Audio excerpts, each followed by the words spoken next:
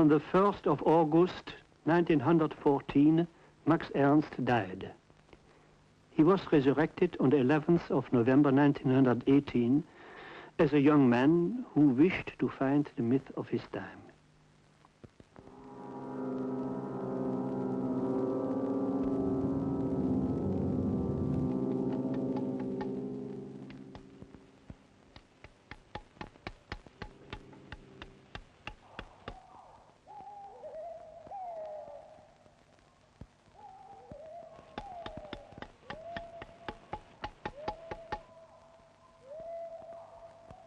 A disquieting confusion between birds and human beings became fixed in his mind and asserted itself in drawings and paintings.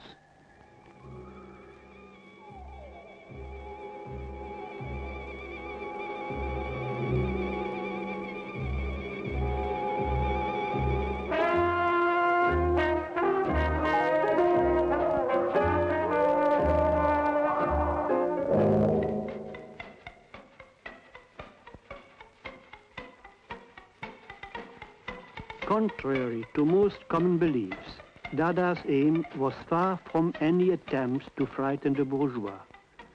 And as it happened that the bourgeois was frightened, so strongly that the police had to close our Cologne exhibition, the only reason for this was that a powerful explosion of a furious lust for life had taken place among some angry young men, still dizzy from the most disgraceful of all wars in history. What else could we angry young men do in order to release our fury than to try to overthrow by force all foundations of Western civilization, beginning with the cult of reason, logic, conventional language, religions, philosophies, conventional beauty, conventional poetry, in short, conventional stupidity.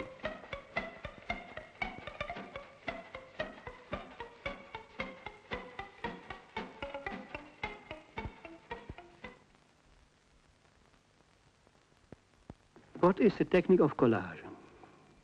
I am tempted to see in collage the exploitation of the chance meeting or the artificially provoked meeting of two or more distant realities on an unfamiliar plane, and the flush of poetry which results from their mutual approach.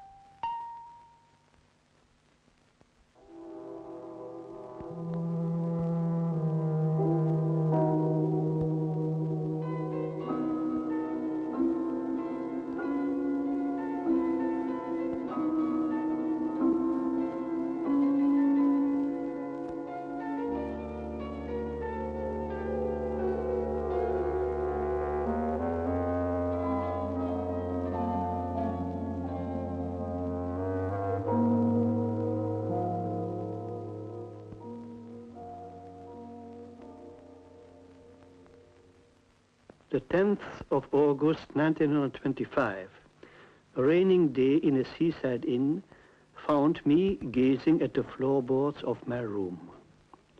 My gaze became excited, then obsessed by the sight of the boards, where 1,000 rubbings had deepened the groves. I decided then to investigate the meaning of this obsession, and to help my meditative and hallucinatory faculties, I made a series of drawings by placing on the boards sheets of paper, which I rubbed with black lead.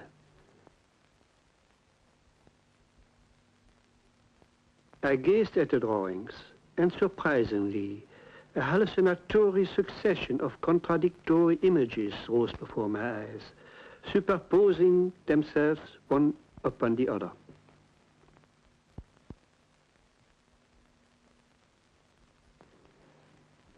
I began to experiment at random all sorts of materials, whatever met my eye.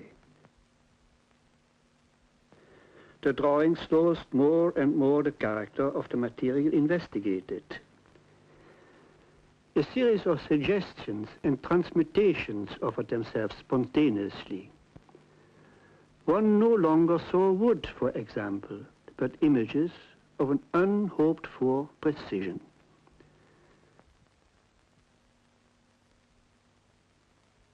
A new kind of natural history was born.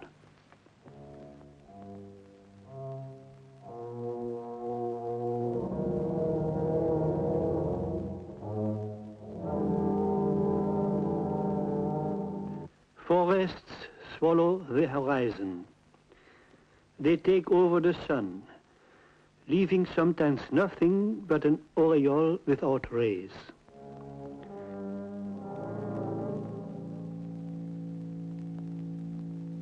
The wind's bride kisses me in full gallop. I see barbarians looking westward, barbarians leaving the forest, barbarians walking westward. They have been asleep too long in the forests.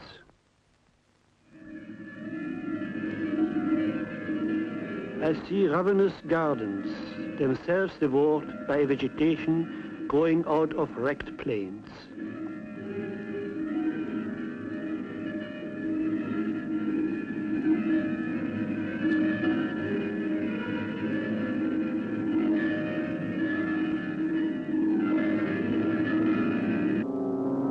I saw with my eyes the colors and outlines of things receding, and I felt a calm and ferocious joy.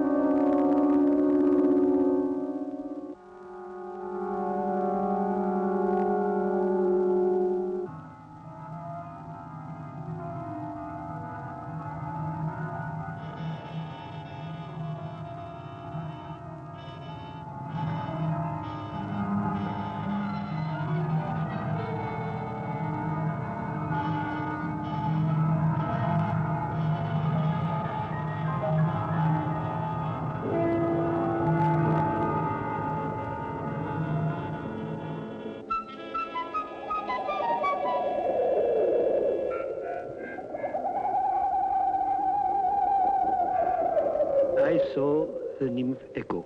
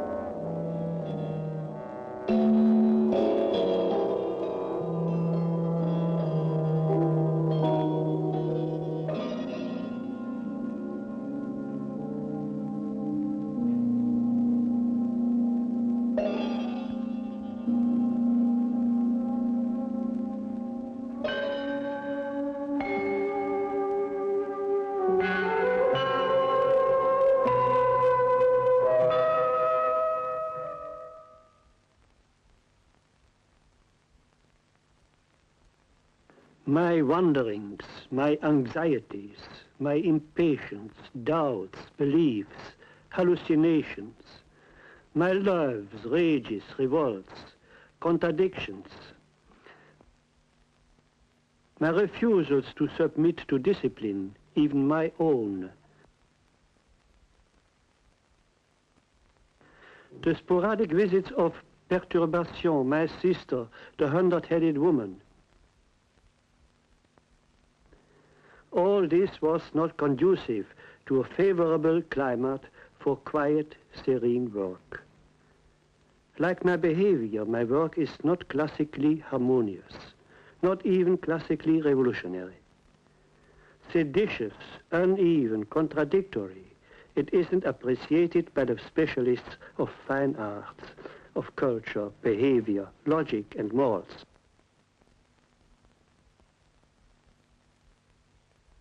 But it enchants my accomplices, poets, pataphysicians, and some illiterates.